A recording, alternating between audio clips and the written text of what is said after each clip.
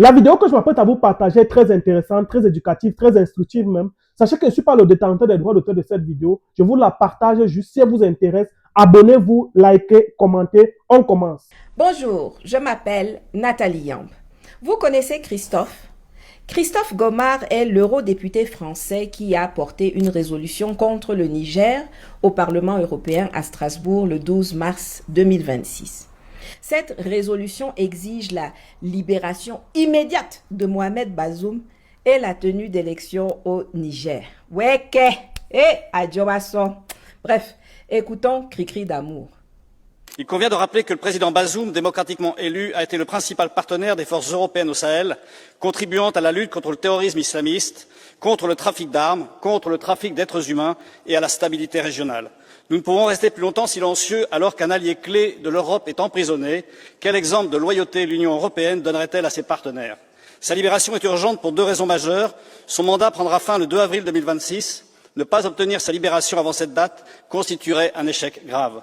Un signal clair doit être envoyé à nos partenaires et à leurs opposants. L'Europe est un allié assumant ses engagements envers ceux qui ont coopéré avec elle pour plus de sécurité et plus de liberté. Cette résolution rappelle le caractère inacceptable de la détention d'un dirigeant démocratiquement élu, partageant nos valeurs, renversé puis emprisonné par une junte militaire toujours au pouvoir aujourd'hui. Elle appelle à la libération immédiate de Mohamed Bazoum et de son épouse, au rétablissement de l'ordre constitutionnel et à l'organisation de nouvelles élections démocratiques. Christophe est un général de corps d'armée, ancien directeur du renseignement militaire, reconverti dans le privé depuis 2017. Mais de 2011 à 2013, Christophe était le commandant du commandement des opérations spéciales françaises, le COS, c'est-à-dire qu'il était aux manettes lors de l'opération Harmattan, qui a renversé et assassiné Muammar Kadhafi, alors dirigeant de la Libye. Donc Christophe Gomart, celui qui porte la résolution du Parlement européen contre les effets du coup d'État au Niger, est lui-même un putschiste. Est-ce que c'est pas savoureux ça? Sauf que la personne qui l'a renversé, Muammar Kadhafi, n'a pas la chance d'être encore douillettement assis dans un palais présidentiel ou sous sa tente avec sa dulcinée pour lui masser les pieds et du saumon fumé à la demande comme Mohamed Bazoum. Le chef de l'État que lui, Christophe Gomart, a renversé, a été sauvagement assassiné sous les yeux du monde entier le 20 octobre 2011. Je rappelle quand même que lors du coup d'État au Niger en juillet 2023, tout comme au Mali et au Burkina avant, personne, je dis bien personne, n'a été tué. Mais ce n'est pas tout. C'est également lui, Christophe Gomart, qui est à la manœuvre quand les forces spéciales françaises prennent position à Kidal le 30 janvier 2013 lors de l'opération Serval. C'est lui qui s'allie au MNLA, les copains des terroristes de Ansardine, Acmi, Moudjao, etc. et empêche l'armée malienne de pénétrer dans Kidal pour les dégager.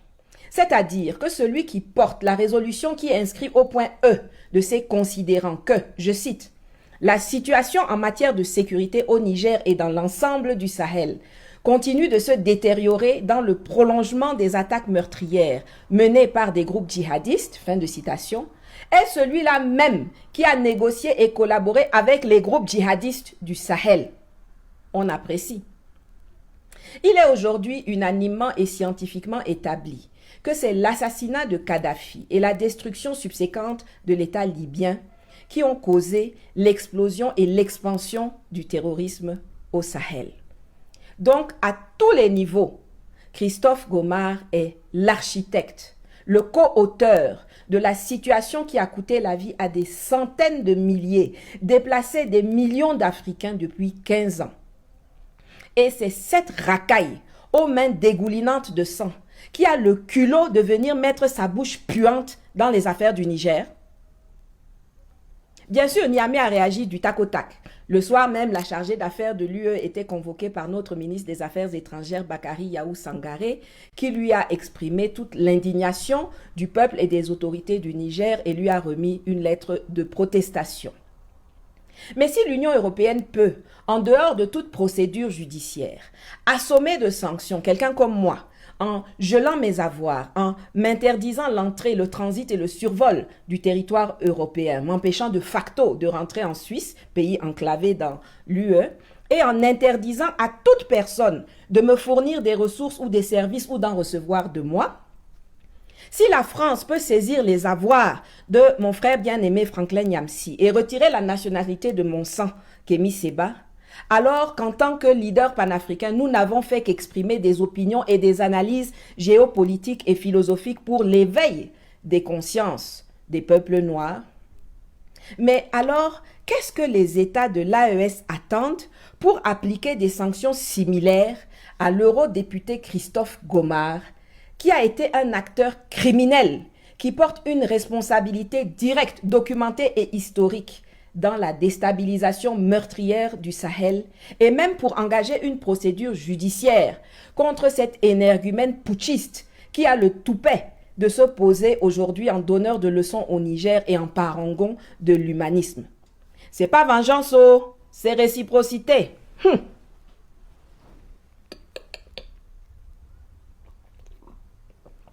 Il y a quand même du bon dans cette résolution non contraignante et les prises de parole qui l'ont précédée. D'abord, elle confirme ce que nous disons depuis longtemps. Mohamed Bazoum est un agent français. C'est le gars même qui a porté la résolution qui le dit. Bazoum a été le principal partenaire des forces européennes au Sahel. Il a été un allié clé de l'Europe, partageant leurs valeurs. Bon, quand on voit ce que c'est les valeurs européennes, on s'interroge. Bazoum, donc c'est comme ça que tu es. En tout cas, au moins maintenant, la chose est actée, la haute trahison est actée. Ensuite, on constate à quel point l'Europe dépend du Niger, ce pays qu'ils ont pourtant présenté comme le plus pauvre, le plus miséreux, le plus misérable du monde. Enfin, elle dépend avant tout de l'uranium du Niger.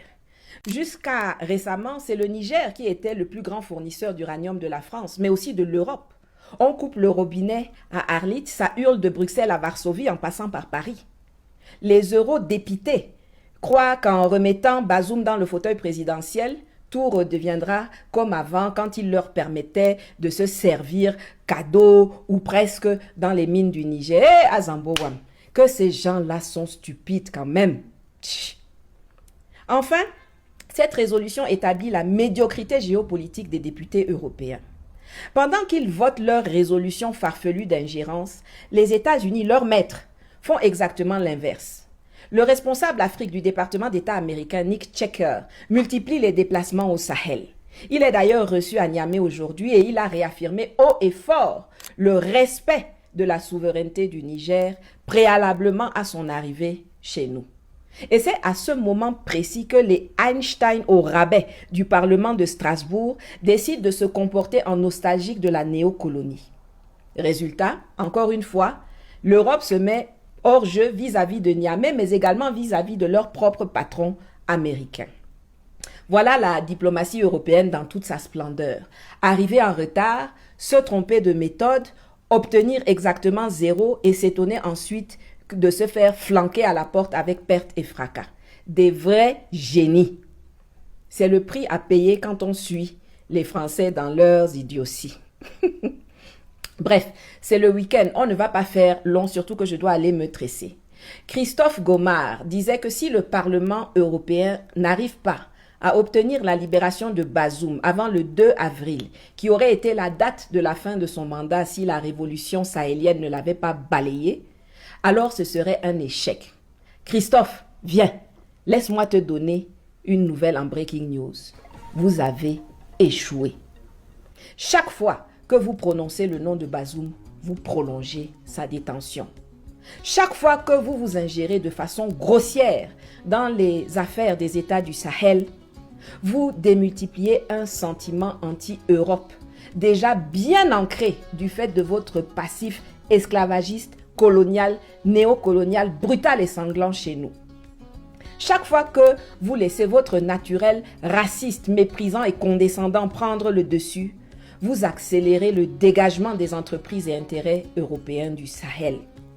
Chaque fois que vous posez une action malveillante dans vos parlements, dans vos états-majors militaires ou dans les instances internationales, vous torpillez les rares possibilités de rabibochage qui auraient pu encore exister dans un avenir lointain entre nos deux continents. You chercha, you trouva. Si cette vidéo vous a plu et que vous êtes sur ma chaîne YouTube, abonnez-vous immédiatement pour ne manquer aucune vidéo. Activez la cloche de notification. Si vous êtes sur ma page Facebook ou l'une de mes pages Facebook, vous n'avez simplement qu'à vous abonner et à chercher le lien qui est en commentaire de la première vidéo pour aller sur YouTube parce que c'est là-bas que tout se passe. C'est-à-dire, quand vous allez sur YouTube, vous vous abonnez, soit vous aurez la suite de la vidéo que vous avez vue qui vous a plu, ou soit vous aurez le lien de la vidéo directement sur YouTube et vous pourrez la regarder intégralement. Sur ce, à très bientôt. Ciao, ciao.